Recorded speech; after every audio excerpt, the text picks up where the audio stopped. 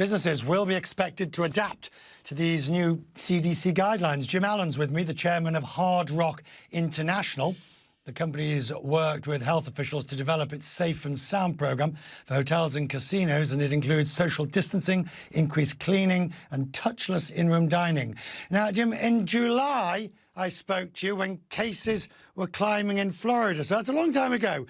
You said you were prepared to close your doors if that was necessary. Listen to what you told me then.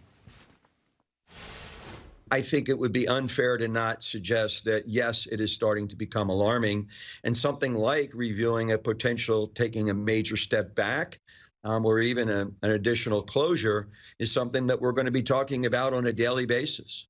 And so Jim's with me now, the chairman of Hard Rock International. As you talked through this over what was the bad winter of rising numbers, how does the company look today? What did you close? What did you have to deal with?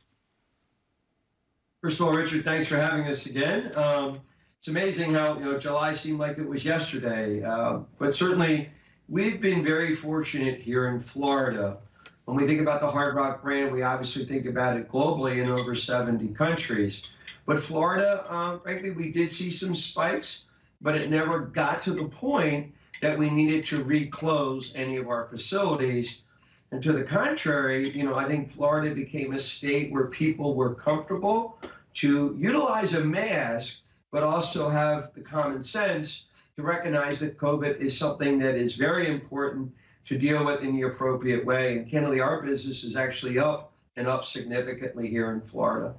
And if we look at the business overall, the way in which you are now preparing, obviously in the US and elsewhere, for reopenings and doing so safely?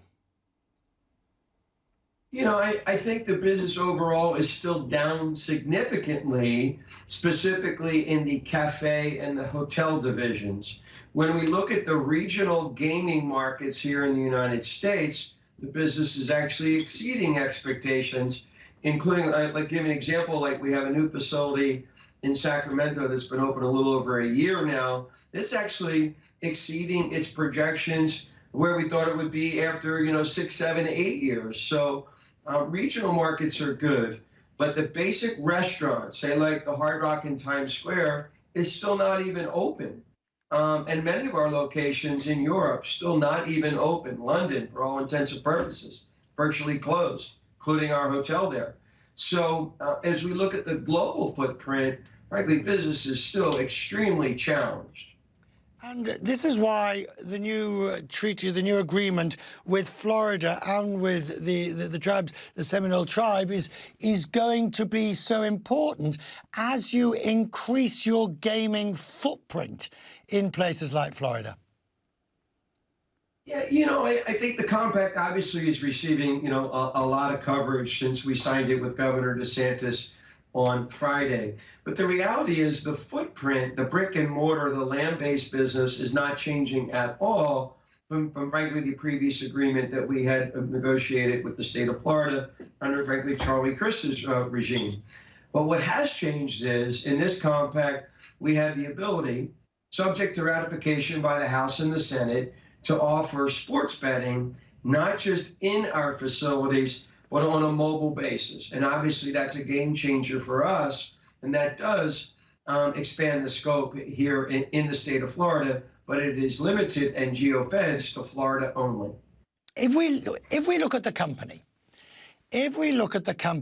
of which you are head, what to you is the most significant part of it for the future? And I know you're going to tell me, how can you choose between your children? To that extent, but you are a CEO who has to make, the chairman, you are the boss that has to make decisions on where you are going to put the firepower. If that is the case, is it going to be bricks and mortar? Is it going to be sport betting? Where are you aiming for?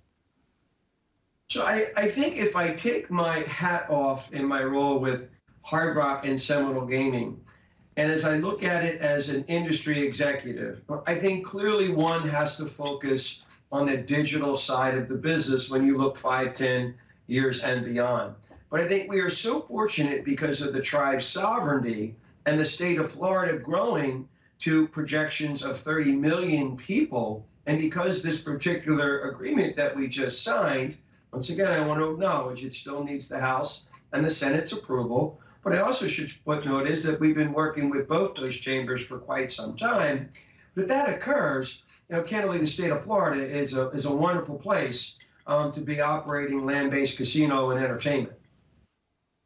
Good to have you, Jim. We will talk more and we will continue to update on our great company. Thank you, sir. I appreciate it.